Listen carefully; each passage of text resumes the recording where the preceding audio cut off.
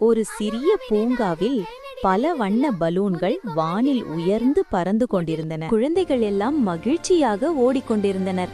அந்த இடத்தில் கருமை நிறம் கொண்ட ஒரு சிறிய குழந்தை அமைதியாக நின்று கொண்டிருந்தாள். அவள் பெயர் மீரா.